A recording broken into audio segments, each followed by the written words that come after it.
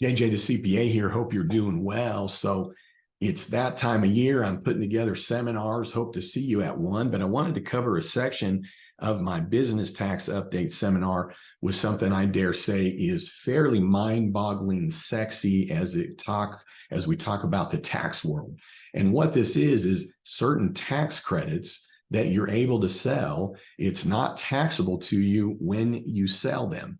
And you can sell them to anybody basically that has a tax liability.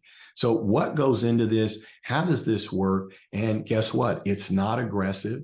This isn't a syndicate. This isn't a scam. This isn't an opinion. This is directly from energy.gov. This is directly out of the Inflation Reduction Act. And with this, let's get into it because you're really probably, hopefully already going, what did he just say? And surely that's not right, but let's take a look at it in black and white from my seminar.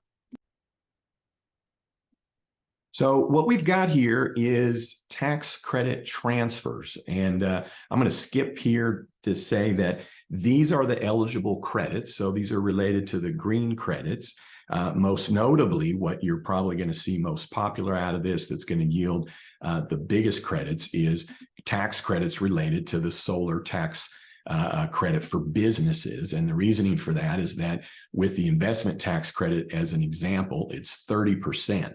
So if you have $1 million property and it then qualifies, that's a $300,000 deduction. I'm sorry, $300,000 tax credit. Here's the beauty of it, though, is that you are able to carry that credit back 3 years, carry it forward 22 years. Check this out on the basis related to that. You only reduce down the basis by 50% of whatever the credit is. So with this example, if there was $1 million investment and you have a $300,000 tax credit, normally the depreciable basis would be $700,000. But with the ITC investment tax credit on this, you only reduce down that depreciable basis by $150,000. So you have $850,000 then available for depreciation, bonus depreciation, Section 179, and it's 5 years to boot.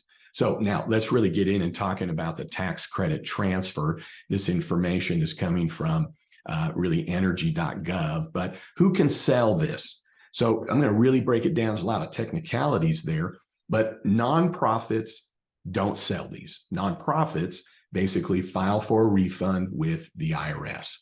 So if you're how do you say this in the right way? You're not a nonprofit, meaning you're a for-profit entity. Boom, you are able to sell these credits, okay? And it is very specific that the person who buys these credits is pretty simple. Somebody that wants to buy it and somebody that would then have federal tax to offset this. So this is for federal tax. A couple of things I'm going to note right off the bat is that this can be in a partnership, an S Corp, a C Corp, an individual can do it, a trust. So really, if somebody has these credits, now, how would you get the credit to then sell it? Well, you would need to do the investment into this solar property. Why are they doing this? See, one of the things that's really interesting is that typically when you look at tax law, it is a driver towards where Congress, the government, wants to direct us to make investment, where to spend our dollars. Because if there's tax incentive, tax credits, then people will direct their dollars, especially in business, in those areas. And so when we now look at tax law related to the Inflation Reduction Act and these green tax credit, here's what's so unusual about this.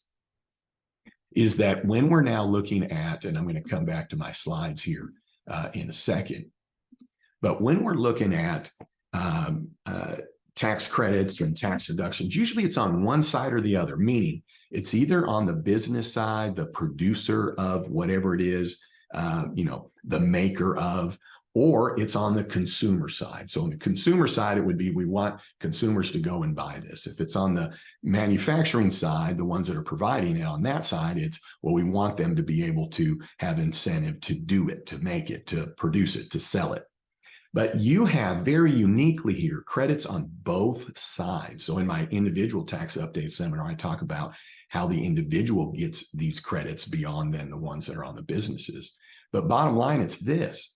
With credits on this side for those that are producing and selling, making the investment, and then you have credits on this side, okay, This is where you go, holy moly, the credit's made available here to then be able to even be bought.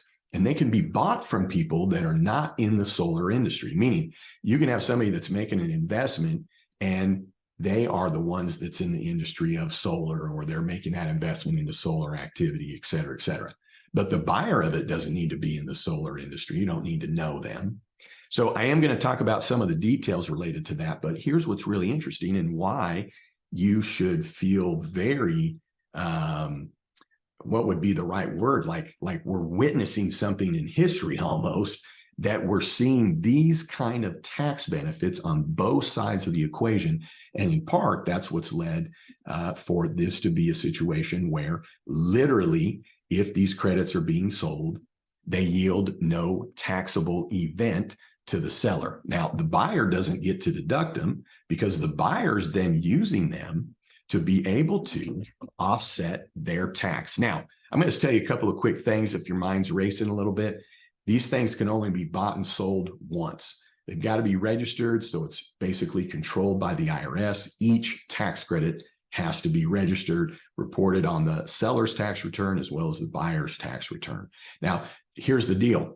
Why would somebody buy a tax credit, let's say of $300,000, if it's going to save them $300,000 in tax? Now, you could say, well, I'd rather spend money doing that than give it to the government. Well, you're still spending 300 grand. So these tax credits, though, will be sold at a discount. How much? Who knows? It's all what the market will bear, meaning a $300,000 tax credit most likely will be bought by somebody that's paying less than $300,000. So that would be their motivation. So let's just say that they spend $270,000 to buy $300,000 worth of credit. So the IRS is going to allow them to spend $270,000. It's non-deductible, but they then receive $300,000 in credits to offset their tax. And the business, the individual, trust, partnership, S Corp, C Corp that sold that credit, the $300,000, they're not going to recognize that as income. It's literally considered tax exempt income. So a first crucial step is whoever's selling these does have to register with the IRS, and each tax credit, hear me, each tax credit has to be registered with the IRS. Now, eligible credits, I gave you the list. You have to make sure that you're doing a valid transfer election on the tax return. All this needs to be done before you file, before the credit is bought and sold. My understanding is the IRS is going to basically have a trading floor related to this. So credits can be sold one time.